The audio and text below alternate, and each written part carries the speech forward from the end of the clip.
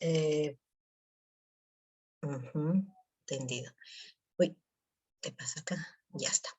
Bueno, para los que no me conocen, yo soy la doctora Ivette Luna, médico psiquiatra que trabajo en el Instituto Nacional de Salud Mental, el Honorio Delgado y de Yonoguchi. Y como les he mencionado, el tema que vamos a trabajar el día de hoy tiene que ver con los trastornos de ansiedad fóbica, que es la agorafobia, la fobia social y fobias específicas. Entonces, el índice está compuesto por un tema introductorio. Vamos a hablar sobre los trastornos de ansiedad fóbica que les he mencionado, las 3 patologías, ya no las voy a repetir, y la intervención biopsicosocial. Muy bien, en la parte introductoria les he traído un extracto, ¿no?, de lo escrito por Honorio Delgado. ¿Sí? Traje de Papá Noel. Ah. Traje de Papá Noel. ¿Cómo hacemos? Chicos, por favor, apaguen su micrófono. Creo que puede apagar, silenciar a los compañeros. Sí, doctora, voy a ver ahora eso. Ya está.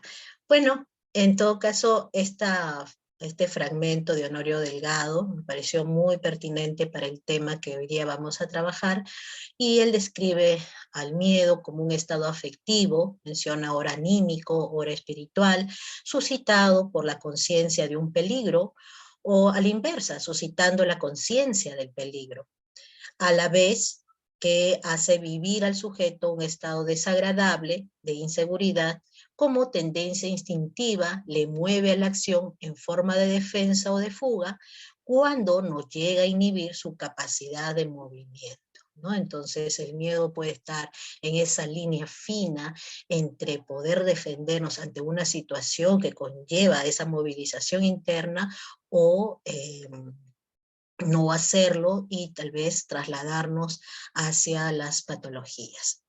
Entonces, la ansiedad como tal puede ser dividida, ¿no?, como ansiedad normal o ansiedad patológica. Hay muchas formas de contextualizar la ansiedad. Algunos ponen estrés y ansiedad y angustia. Pero bueno, esta es la clasificación más estándar, donde la ansiedad es un sistema de alarma ante situaciones potencialmente adversas. Coloca al sujeto con disposición de desplegar los mecanismos adaptativos ante situaciones que se consideran o son estresantes. Y se diferencia de la patológica en la intensidad, en la frecuencia y duración de la presentación. Mientras que la ansiedad patológica es una presencia de sensación, sentimientos que son identificables, pero con una intensidad tan alta que supera a lo normal, supera al umbral normal, y que aparece con tal fuerza que logra ser disruptivo, generando de manera importante una alteración en las funciones, en las labores, en la vida cotidiana, y se asocia incluso con el uso de o recurrir a los servicios sanitarios, ¿no?, a los establecimientos de salud.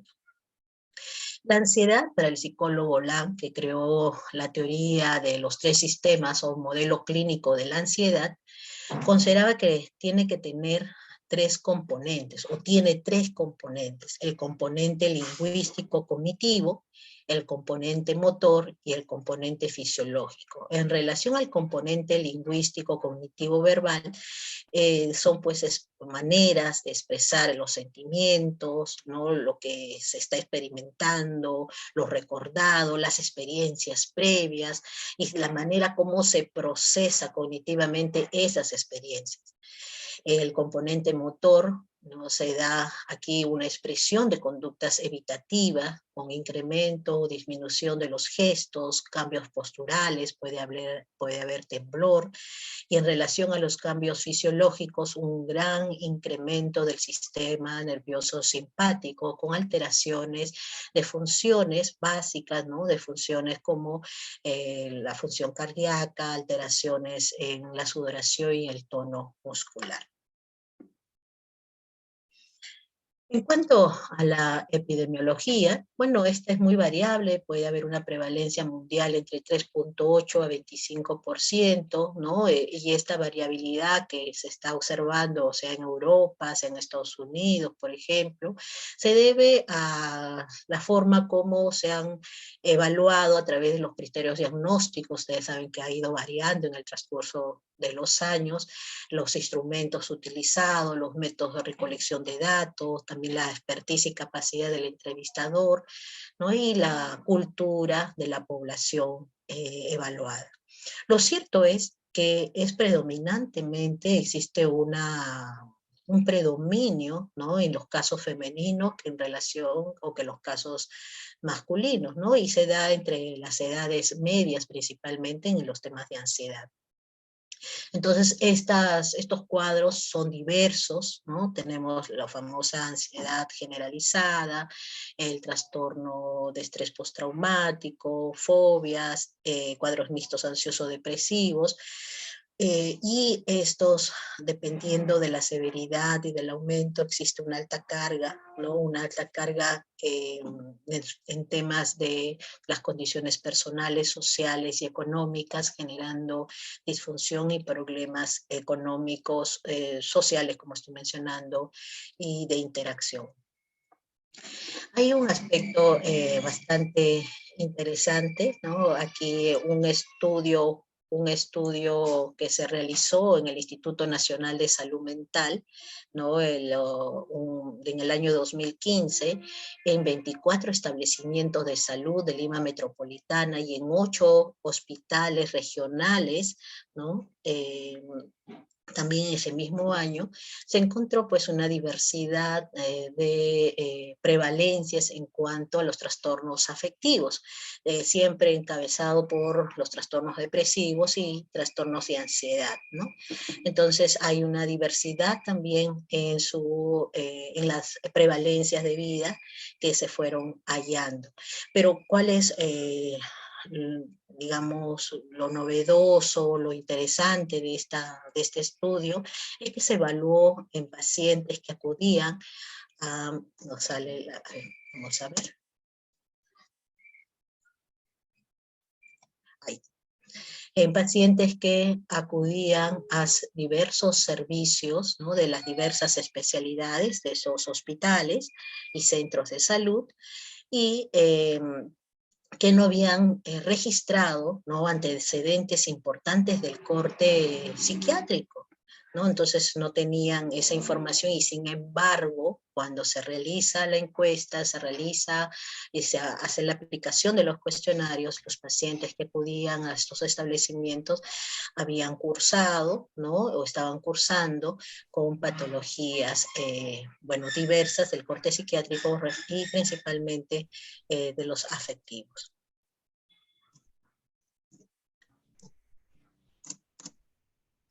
Vamos a ver.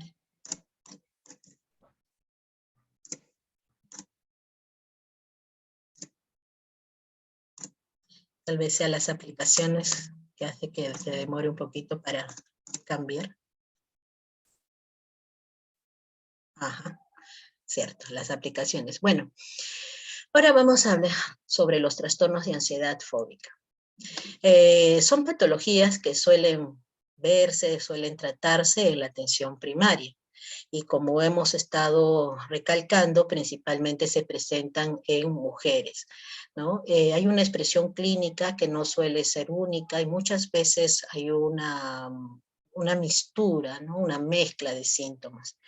Suele existir situaciones específicas, ¿no? Externas al paciente que promueven estas condiciones de ansiedad fóbica y que son consideradas, ¿no? O percibidas como peligrosas, pero no necesariamente, ¿no? Es decir, pueden existir situaciones en las que aparentemente está tranquila la persona y desencadena un cuadro de estos trastornos de ansiedad fóbica.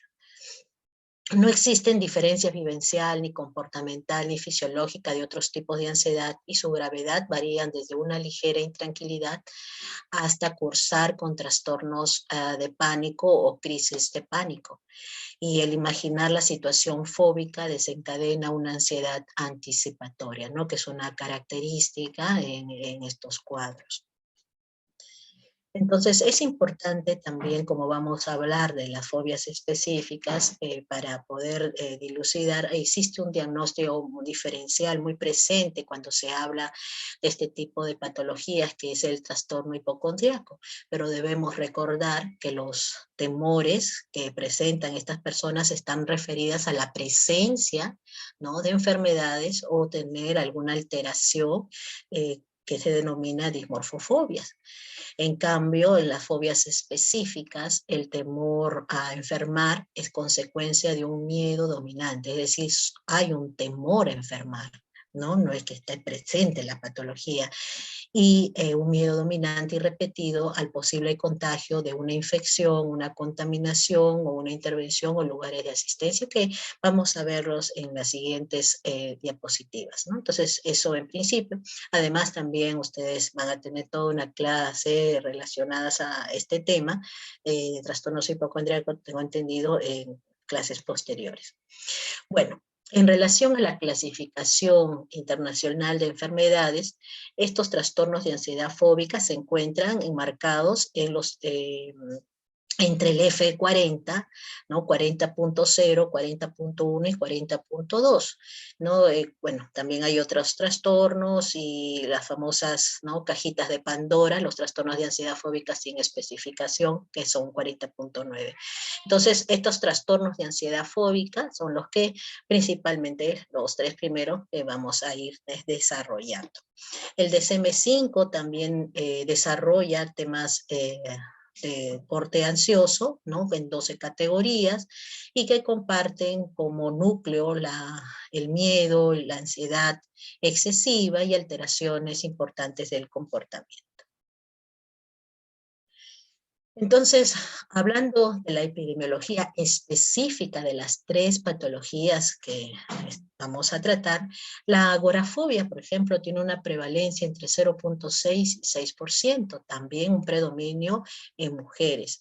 El inicio es principalmente en la adolescencia tardía o en los primeros años de la tercera década de la vida, ¿no? También adultos jóvenes.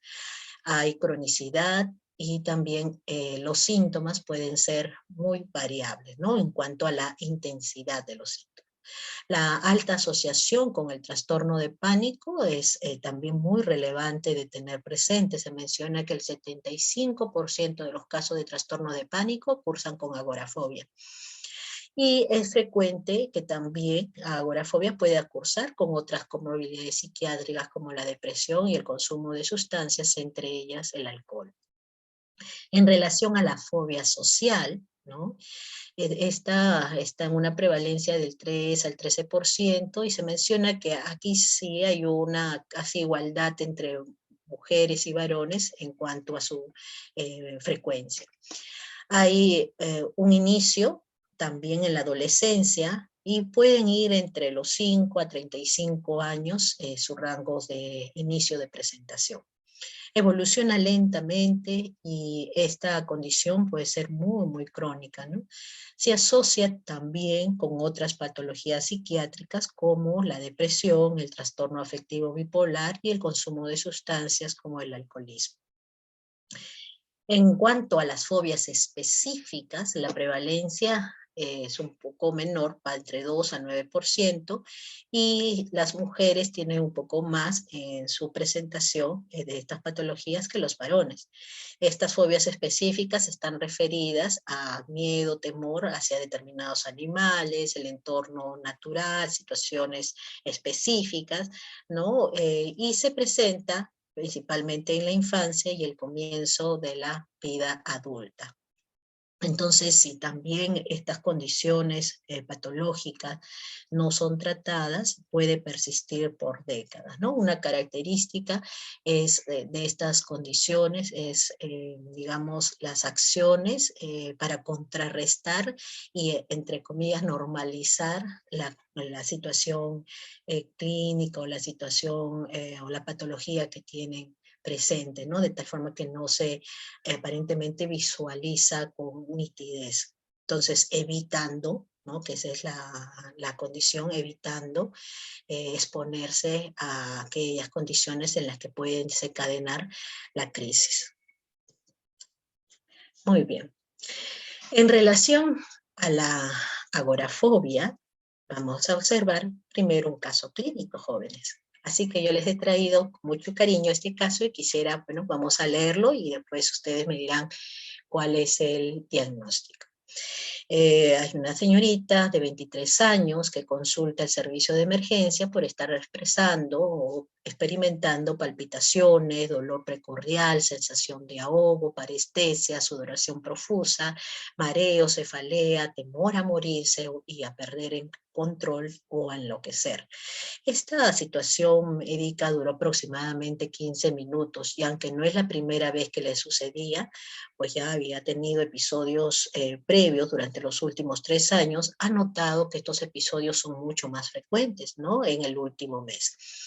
Esta señorita refiere que luego de la segunda vez que presentó esta crisis, tuvo miedo de salir de casa y a exponerse a situaciones en las cuales no podrían recibir ayuda en caso se presentara otra crisis, por lo que evitaba acudir a lugares abiertos, incluso con multitudes, por lo que evitaba alejarse de la casa, ¿no?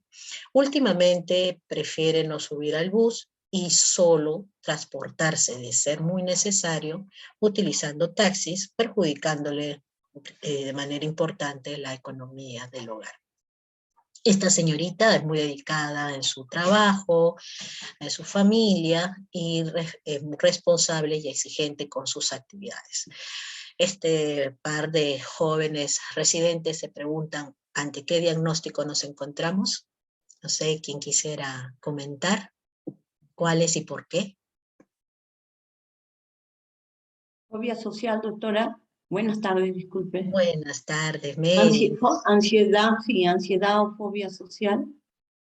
Ya, muy bien. ¿Por qué fobia social, Mary? Bueno, además de presentar las palpitaciones, dolor precordial, sensación de ahogo, parestesia, bueno, que son de lo que es la ansiedad generalizada, ella, bueno, y el temor a morirse, ella tiene temor a salir, tiene temor, ¿dónde está? Salir de casa, Sí, ¿no? Estar en, de salir de casa, exponerse a otras personas. alejarse de la casa y últimamente prefiere no subir al bus y solo transportarse y de ser muy necesario en taxi, aunque le perjudique su economía. Ok, Mary, muchísimas gracias por tu evaluación del caso. ¿Alguna otra persona? Gracias a usted por escucharme, doctora. Ok. Doctora, ¿cómo está? Buenas Sí, tardes. hola, Miss, diga. Sí. Bueno, para mí es un trastorno de pánico con agorafobia, ¿no? ¿Por qué, Miss? Porque, bueno, tiene estos síntomas de palpitaciones, sensación de ahogo, parestesia, sudoración, cefalea, miedo a morirse, a perder el control, que tiene una duración de 15 minutos y esto ya lo viene teniendo 3 años y parece que es episódico. Y también el miedo a salir de casa, a que le pueda pasar algo estando fuera, ¿no? A que presente otra crisis más. Muy bien, ¿no? Eunice, muy bien. ¿Alguno más?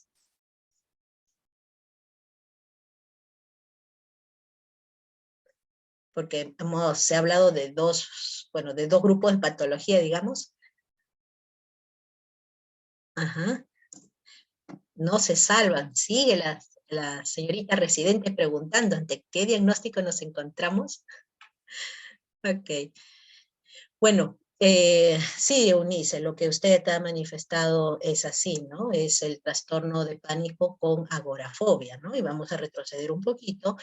Y es que, si bien es cierto, esta clase no está para trastorno del pánico, crisis de pánico o, ¿no? o crisis de angustia, que también le llaman, sí es importante mencionarla porque los casos que estamos observando, vamos a revisar, bueno, cursan de forma importante con la crisis de pánico o el trastorno de pánico.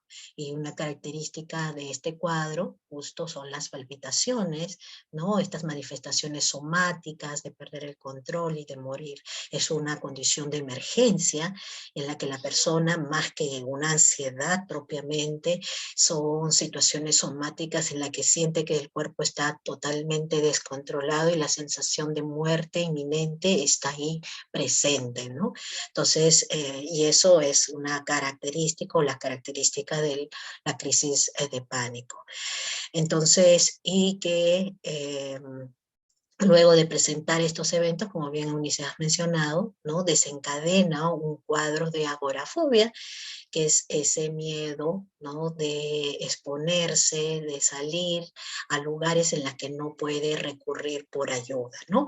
Y estos lugares van a ser muy particulares, muy personalizados, es decir, las personas por sus características muy propias desarrollará esas evitaciones a determinados lugares, ¿no?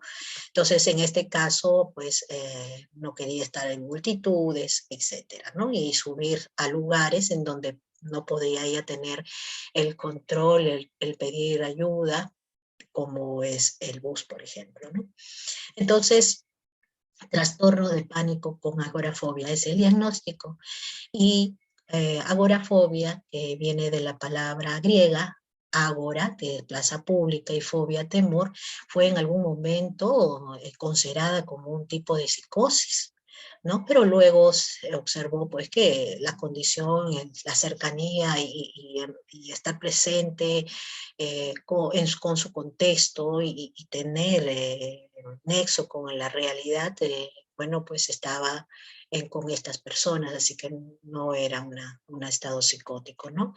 Pero aquí había un temor evitativo a exponerse a situaciones en las cuales no podrían recibir ayuda. Si bien es cierto, es fobia a espacios abiertos, ¿no? Su definición etimológica, pero no es esa la definición que utilizamos como una nosología psiquiátrica, ¿no? Una patología psiquiátrica, sino exponerse a situaciones en las que no podrían recibir ayuda en caso de presentar una crisis, tales como acudir a lugares abiertos con multitudes o alejarse mucho del hogar, ¿no? Entonces, para algunas personas un estadio podría ser un lugar imposible de estar y tener ayuda, pese a que puedes estar ahí los carritos de bomberos, los de atención, de primeros auxilios, etcétera. No pueden ahí, ¿no? Pero para otros ese lugar todavía es factible, posible de estar presentes, pero no estar en el bus o en un avión, por ejemplo. Y abarca un conjunto de fobias relacionadas entre sí, como salir del hogar, entrar en tiendas o almacenes, a las multitudes, a lugares públicos, viajar solo en trenes, buses o aviones, ¿no? Entonces, este diagnóstico es clínico. En otras palabras, el conocimiento de sus criterios diagnósticos, de la forma como se presenta, de la clínica, hace pues que se tenga la base para tanto lograr la evaluación y lograr también llegar al diagnóstico. Y puede presentarse con o sin trastorno de pánico, ¿no? Entonces, bueno, ya sobre el trastorno de pánico hemos hablado rápidamente, reitero, van a tener toda una clase de trastorno de pánico, pero para fines del caso, recordemos que cursa pues con una sintomatología importante del corte somático, en la que la pérdida o el sentir que hay una pérdida del control, enloquecer, de morir, es muy, muy intenso, y que son cuadros que se ven pues en emergencia. Por eso son denominados las famosas crisis, ¿no? Y que sin embargo se resuelven luego de 20 a 30 minutos, ¿no? Tienen un pico importante y rápidamente suben a mostrar todas estas condiciones clínicas que estamos observando, y luego se resuelve en un lapso de 30 minutos aproximadamente, ¿no? Muy bien, entonces, en cuanto a los criterios del CIE-10, bueno, ya es conocido por ustedes, ¿no? Los síntomas psicológicos, vegetativos o manifestaciones primarias de ansiedad y no secundaria a otras condiciones clínicas, ¿no? Otras condiciones patológicas, perdón, y se limitan a por lo menos a 2 de las siguientes situaciones: en condiciones de multitud, de lugares públicos, viajar lejos o viajar solo. En la prepublicación de las guías, uy, qué pena que acá no me deja, no sé por qué no desaparece. A ver, no, ya bueno. Entonces, en la prepublicación de las guías, ¿no? De los criterios diagnósticos para el CIE-11, tenemos que está catalogado como en la codificación alfanumérico el 6B02, que es la agorafobia, y tiene características obligatorias que son similares a lo que hemos estado mencionando, ¿no? Miedo, ansiedad marcados y excesivos, y que siente la persona una dificultad enorme para poder escapar de ese lugar y pedir ayuda, ¿no? Entonces, todo lo demás es como hemos estado viendo en las diapositivas anteriores. En otras palabras, además de con diferencia del término alfanumérico, bueno, lo demás no hay, en cuanto a los criterios propiamente, no hay mucha diferencia, ¿no? Bueno, y en relación al DSM-5, el DSM-5 cataloga pues como criterio importante en la temporalidad, ¿no? Más de 6 meses de presentada la condición de evitación a salir a lugares en donde no va a poder recurrir por ayuda. Muy bien, entonces la agorafobia es una fobia compleja que produce un mayor nivel de incapacidad, altera de forma importante la autonomía y la calidad de vida, y realmente es muy difícil su abordaje por la tendencia y tener una tendencia a la cronicidad. Estos pacientes desarrollan también recursos que mantienen justamente esta evitación, y consideran en función a esos recursos que desarrollan, por ejemplo, estar cerca al teléfono, salir con alguna persona, ¿no? Hace que se mantenga estas condiciones y no pidan ayuda. Los pacientes gravemente afectados pueden simplemente negarse a salir de casa de forma rotunda. Y es importante reconocer que la agorafobia la antecede, ¿no? En su mayoría de casos, por una crisis de pánico. Existe luego de la crisis de pánico una ansiedad, ¿no? Del corte anticipatoria, un miedo a que esta crisis pueda aparecer de nuevo, y por ende la agorafobia, que es la conducta per se de evitación, ¿no? Propiamente de evitación, que es la agorafobia propiamente. Entonces, y eso hace pues que sea muy compleja la intervención, de tal manera que, si bien es cierto, agorafobia responde muy bien y vamos a ver también a las intervenciones psicoterapéuticas, como hay una alta asociación con las crisis de pánico, bueno, las intervenciones también farmacológicas es parte, ¿no? del plan de trabajo con las personas que tienen esta patología.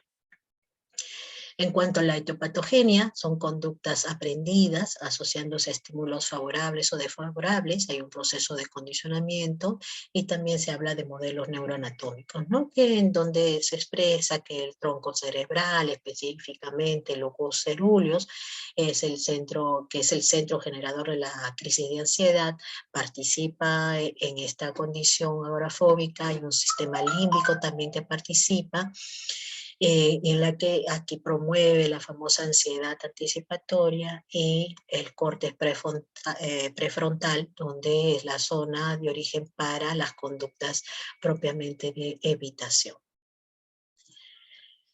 Muy bien, ahora pasamos a lo que sería la ansiedad social, ¿no? Y también denominada o conocida antiguamente, bueno, hasta ahora en muchos casos, como fobias sociales. Para esto he traído el caso 2, ¿no? A ver, vamos a escuchar este caso. La señorita de 27 años de edad es atendida en consulta externa debido a que desde hace más o menos 11 años manifiesta gran ansiedad asociada a las interacciones sociales, como reunirse con personas desconocidas, salir en público, comer en restaurantes con muchas personas, ¿no? ¿Y por qué lo hace o por qué no acude a estos lugares? Vamos a ver esa condición que da, ¿no? Digamos, la base de la ansiedad fóbica, ¿no? Y es que refiere que siente temor a ser rechazada, ya está humillada, ¿no? Esa es la base. Si le observan que se muestra ansiosa al estar con personas, ¿no? Al estar con otras personas que pueden principalmente ser desconocidos, por lo que los evita y está consciente que sus síntomas no están en proporción a la situación. Ha llegado a perder entrevistas de trabajo y otras oportunidades por no presentarse en público. A veces por temor a las críticas se ha quedado callada cuando de eso dependía su futuro profesional, ¿no? Entonces, la fobia social tiene estas características, ¿no? Que lo diferencia, por ejemplo, de la agorafobia, que es el miedo, ¿no? A pedir ayuda. Aquí, ¿no? Más bien es el temor a ser juzgada, a ser calificada. Puede ser una persona que tiene muchos recursos, ¿no? Que tiene muchas condiciones y que lo piensa como tal, pero siente que estas manifestaciones ansiosas que se expresan y se manifiestan cuando está en público, ¿no? Por esa situación de ser rechazada o humillada, entonces hace pues que tenga problemas o condiciones disfuncionales de manera importante. Muy bien, entonces aquí la ansiedad social, hay una presencia de miedo a ser enjuiciado por otras personas, ¿no? Y evita determinadas situaciones sociales, comer y hablar en público o estar, por ejemplo, con parejas, ¿no? Casi todas las situaciones sociales a evitar se encuentran fuera del círculo familiar. Y este es un aspecto muy importante en relación, por ejemplo, con la personalidad evitativa, que es un diagnóstico diferencial de la ansiedad fóbica, ¿no? Mientras que la personalidad evitativa puede estar justamente evitando tener contacto con todas las personas, incluyendo el círculo cercano. Estas personas que cursan con ansiedad social o fobia social pueden tener, ¿no? Cierta tranquilidad, ¿no? Dentro de su círculo familiar o con personas conocidas. Pero cursan en esta ansiedad social con miedo a vomitar, por ejemplo, en público, ¿no? A hacer expresiones que puedan, reitero, generar un problema de forma importante para ellas y ser el centro de atención, ¿no? Se asocia con baja autoestima y miedo a las críticas.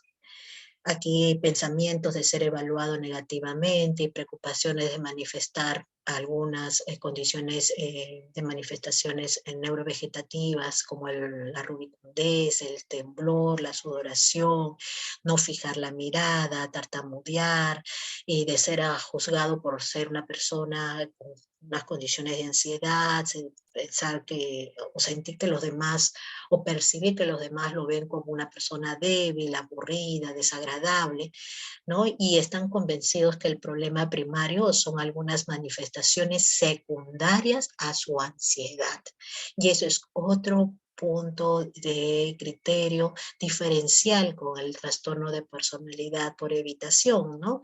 Que mientras las personas con trastorno de personalidad por evitación sienten más bien que son personas inadecuadas, personas que no tienen valía durante casi toda su vida, ¿no? Y que si se presentan en público van a ser juzgados por la poca valía que tienen. Las personas con ansiedad social, bueno, no consideran que no tienen esa valía. Al contrario, pueden decir que pueden responder a las condiciones por las cuales se les está solicitando tal o cual actividad.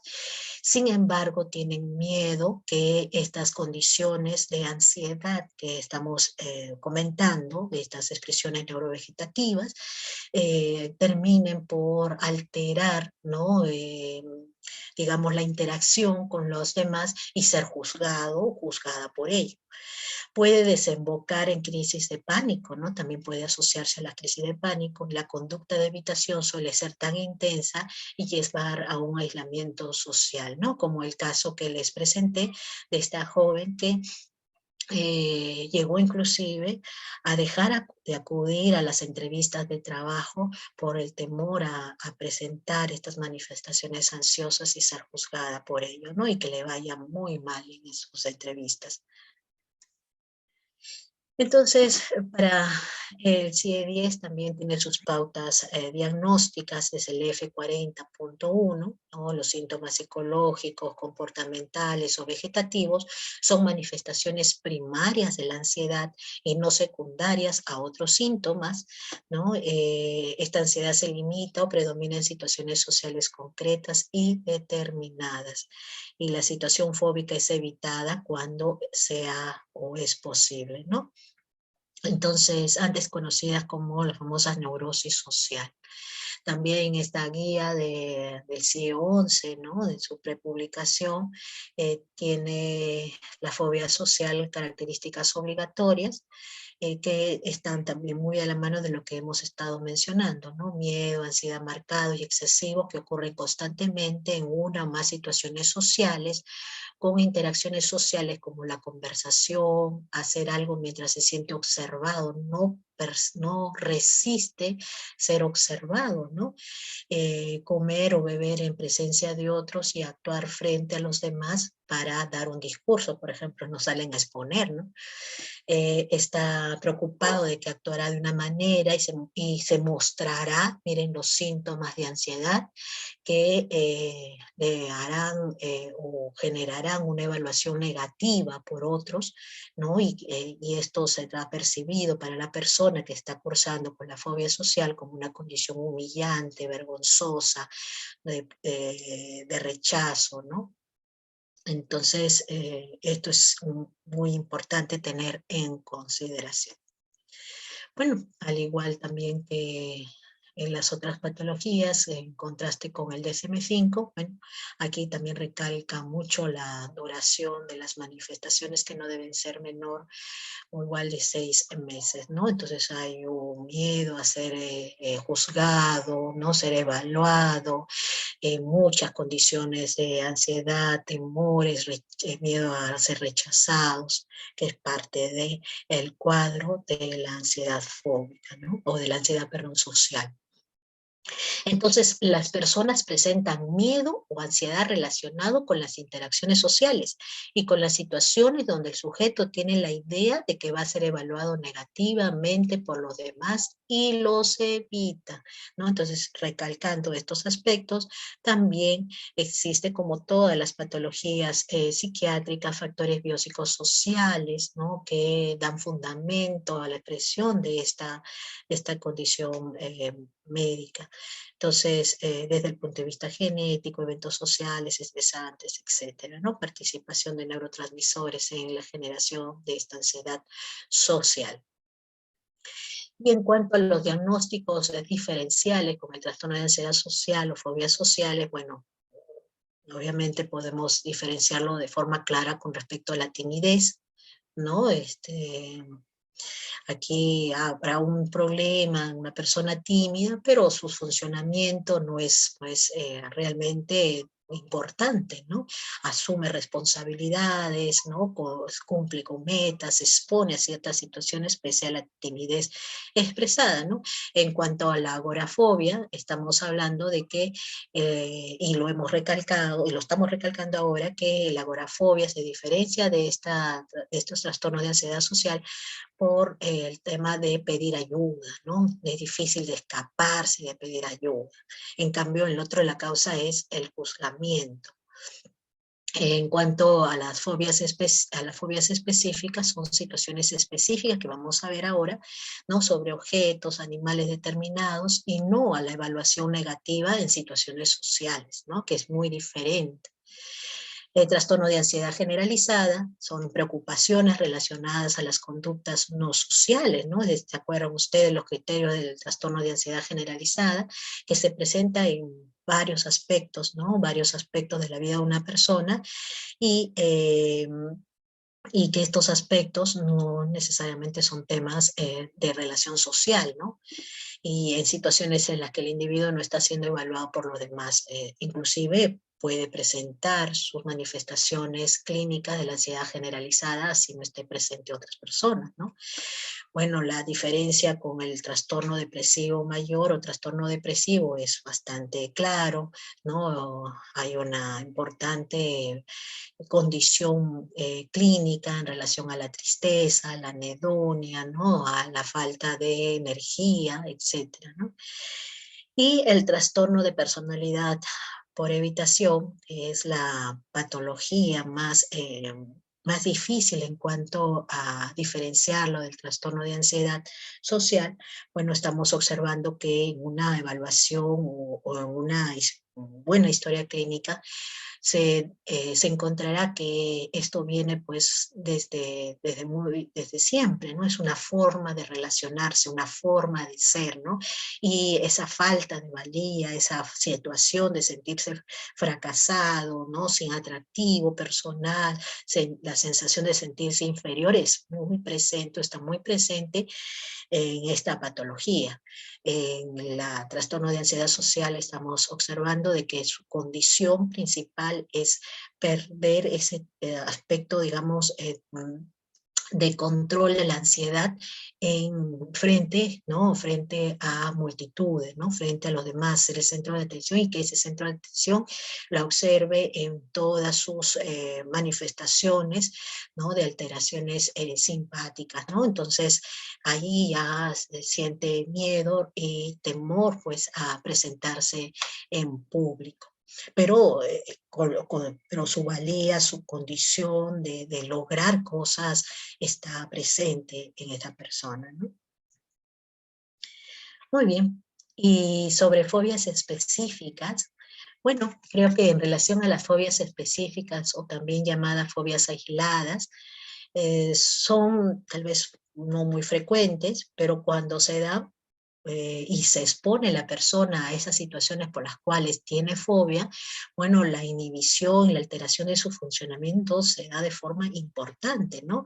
Hay fobias restringidas a situaciones muy específicas, fobias a los animales, principalmente a serpientes, insectos, gatos, ratas, pájaros, a temas de la naturaleza, ¿no? Por ejemplo, altura, trueno, oscuridad, a condiciones situacional, como viajar en avión, espacios cerrados, ¿no?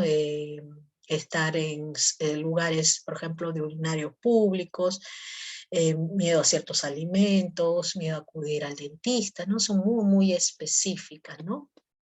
Entonces, si no tiene que exponerse a esas situaciones, la vida de esta persona discurre como si nada pasara, ¿no? Inclusive puede tener temor al tema de sangre, de inyecciones, a heridas, a contagiarse, ¿no? Con determinadas enfermedades. Por ejemplo, estaba muy, muy de moda con el tema del SIDA en su momento, ¿no? Puede producir pánico cuando la persona se expone a aquella situación específica por la cual tiene temor, ¿no? Y el grado de incapacidad que produce depende de lo fácil que sea para la persona evitar la situación fóbica, ¿no? Entonces, utilizan conductas de evitación, ¿no? Ya no se exponen a las alturas, ya no van pues al zoológico, ¿no? Entonces, de tal forma que persiste una vida aparentemente adecuada, sin ningún tipo de alteración, porque están evitando esa condición específica por la cual han sentido o sienten temor.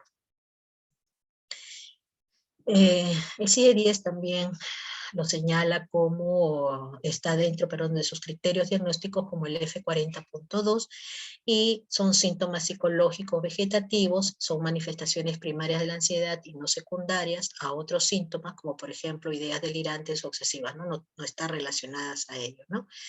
Esta ansiedad se limita a la presencia de objetos o situaciones fóbicas específicas, como hemos señalado, y estas situaciones son evitadas, esa es la característica también principal, ¿no? Y si pueden tener o tienen fobia o una condición específica, por ejemplo a las serpientes, pueden también tener fobia a las arañas, de repente a otros animales, ¿no? Entonces digamos que en el mismo rubro de temor puede haber varios temores específicos sobre ese rubro, ¿no? En animales y animales específicos. Entonces, incluye las zoofobias, la claustrofobia, la acrofobia, la fobia a los exámenes, ¿no? Fobia simple. A propósito, ¿qué es la acrofobia?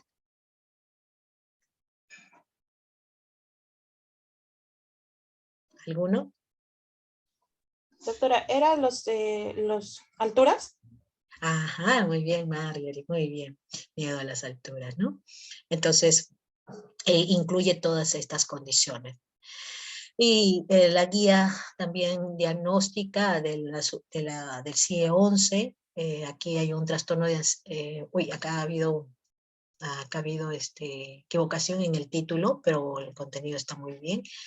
Entonces, aquí hay un miedo o ansiedad marcados y excesivos que ocurren constantemente al exponerse o anticipar la exposición a uno o más objetos o situaciones específicas, ¿no? Ya de lo que hemos ido mencionando, y que está fuera de proporción, vamos a ver acá, al peligro real planteado por el objeto o situación específica. Entonces se evita de forma activa, ¿no? O se soporta con miedo o ansiedad intensa. Entonces hay niveles, ¿no? Hay niveles, hay condiciones, ¿no? De gravedad, pueden ser estas tolerables, perdón, o, bueno, pues evitadas completamente, ¿no? Entonces, al igual que en la comparación del DSM-5 y el CIE-10, ¿no? La duración es persistente y duradera, un tiempo de más o menos 6 meses, ¿no? Entonces, aquí hay mucha evitación a situaciones muy específicas. Tener una fobia específica a un determinado tipo, por ejemplo, fobia a los gatos, aumenta la probabilidad de tener otras fobias del mismo tipo, ¿no? Entonces, cuando se tiene un paciente con estas características, evaluar las posibilidades de fobias específicas hacia otras condiciones o animales, por ejemplo. Tener una fobia específica del tipo que sea también aumenta la probabilidad de tener miedo, no necesariamente fobia, de uno o más de los otros tipos, ¿no? Entonces, en otras palabras, probablemente se pueda tener una fobia a una condición específica, por ejemplo a las serpientes, pero tener miedo, no fobia, es decir, puede tolerar, mirar, pero prefiere no hacerlo, pero al final si se expone termina, digamos, pasando como si esto no fuera más, y hacia aspectos relacionados al objeto de la fobia específica, ¿no? Entonces aquí, bueno, ya estamos nuevamente haciendo la diferenciación con las personas hipocondríacas que están preocupados por tener o estar padeciendo una enfermedad o convencidos de que la tienen, mientras que la fobia específica temen exponerse a una enfermedad o contraerla, ¿no? Y esa es la diferencia, ¿no? El temor a exponerse, no tenerla. Pero por eso no creen que la tengan, ¿no? Pregunta de examen. Entonces, la ansiedad suele aparecer inmediatamente después de la exposición al objeto o situación, y el resultado es la evasión, ¿no? La resistencia dolorosa, ¿no? Hemos visto a veces por los medios de comunicación, algunos programas donde hay acrofobia, ¿no? Algunos con mayor resistencia y otras no pueden exponerse en absoluto. Entonces, cuando se exponen, hay preocupaciones por perder el control, hacer el ridículo, desmayarse, tener pues una crisis de pánico también, dificultades para respirar, sensación de desmayo, de temblores, ¿no? El miedo, las sensaciones físicas son más frecuentes cuando están relacionadas a la claustrofobia o acrofobia, que solo aparecen en las situaciones temidas.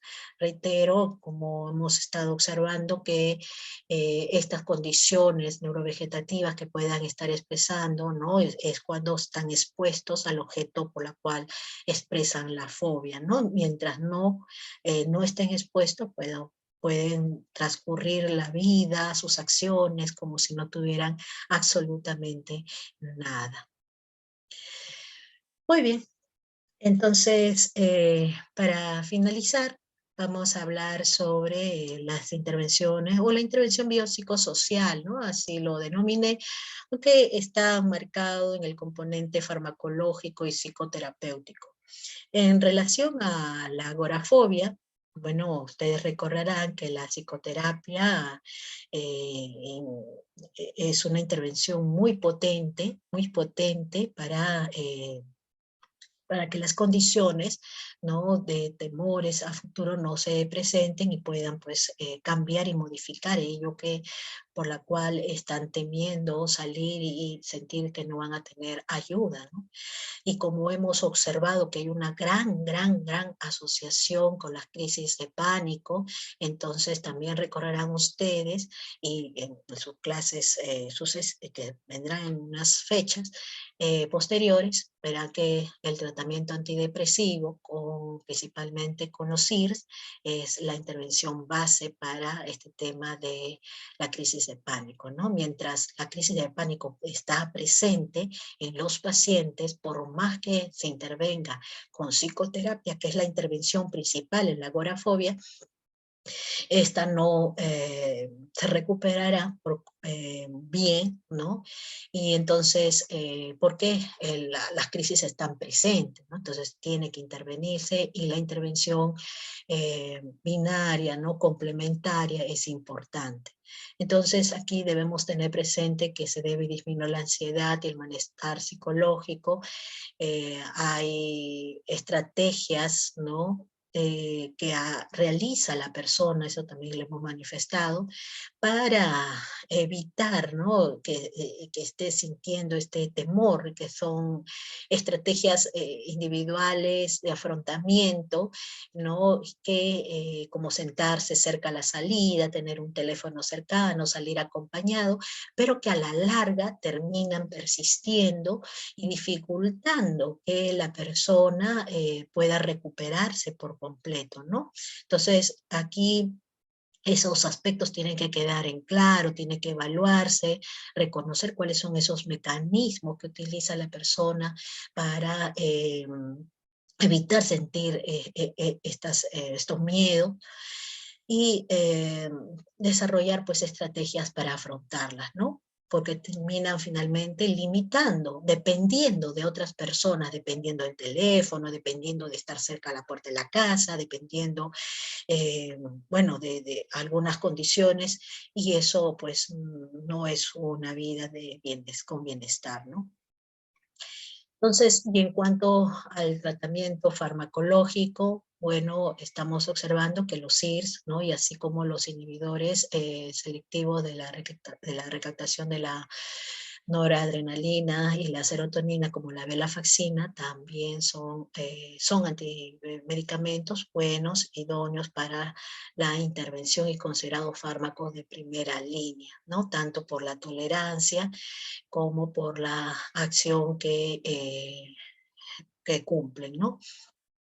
Y en cuanto al tratamiento, en relación al tiempo, esto depende, ¿no? Depende mucho de la intensidad de los síntomas, de las condiciones de la persona, del trabajo que se esté dando, de la complementariedad de la intervención.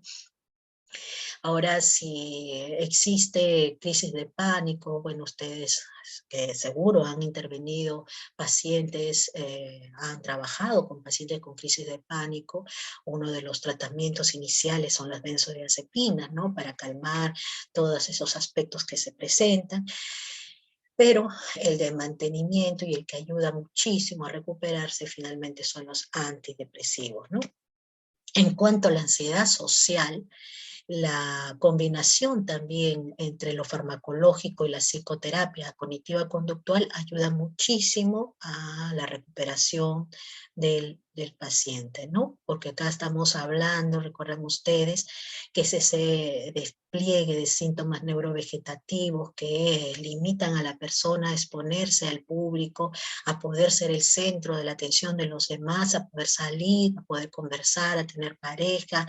Entonces son aspectos que tiene que ir a controlar porque aparecen estas manifestaciones. Y por el otro lado, los aspectos psicoterapéuticos para reevaluar, ¿no? Estos aspectos que están conllevando a que se perciba y se tenga ese temor, ¿no? A la exposición al público. Y las fobias específicas, bueno, la intervención principal son las psicoterapias, ¿no? En este caso, sí es, digamos, lo principal y lo único que presenta. Si pueden estar cursando también con algunas crisis de pánico, bueno, podemos echar mano de los fármacos antidepresivos, ¿no? Entonces, aquí la psicoterapia, la evidencia más apunta a las terapias cognitivo-conductuales, son las que trabajan muchísimo estos temas y logran la recuperación.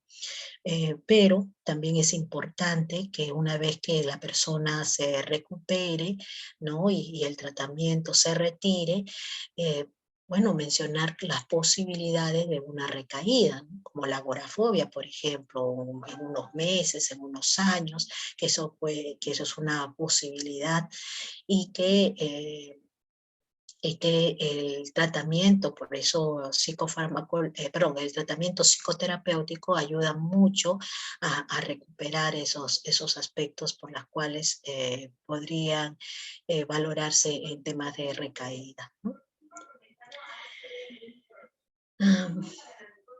Bueno, aquí solo un cuadro para que vean sobre las intervenciones farmacológicas en determinadas patologías del corte ansioso, ansiedad generalizada, trastorno del pánico, de la fobia social, ¿no? Entonces, que siempre pues en primera línea están los antidepresivos tipo IRS, ¿no?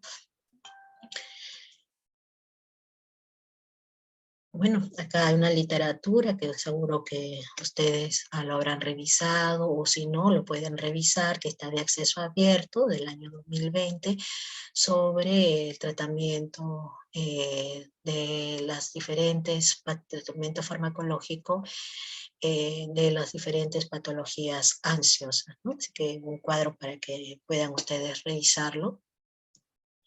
Y en cuanto al tratamiento psicosocial, recuerden que la conducta humana es el resultado de un aprendizaje, ¿no? Que involucra las dimensiones individuales, grupales, institucionales o sociales, y que los trastornos de ansiedad se caracterizan por una duración e intensidad excesiva y que no corresponde al grado de desarrollo del individuo ni a la situación que experimenta. Entonces se caracteriza por anticiparse a una situación que se percibe amenazante, y eso es importante poder trabajarlo, ¿no? Tanto de los aspectos psicoterapéuticos, que ayuda mucho, y también, bueno, farmacológico. Aprender formas nuevas y sanas de relacionarse y desaprender estilos inadecuados de relación es parte del trabajo que se realiza con estas personas. Las conductas poco adaptadas, el resultado de lecturas defectuosas de la realidad, bueno, pueden verse mejoradas, ¿no? Con un grupo, por ejemplo, de ayuda mutua. Intervenciones psicoterapéuticas, meditación, técnicas de relajación, ejercicios, ¿no? Un cambio de estilo de vida ayuda muchísimo en estos temas.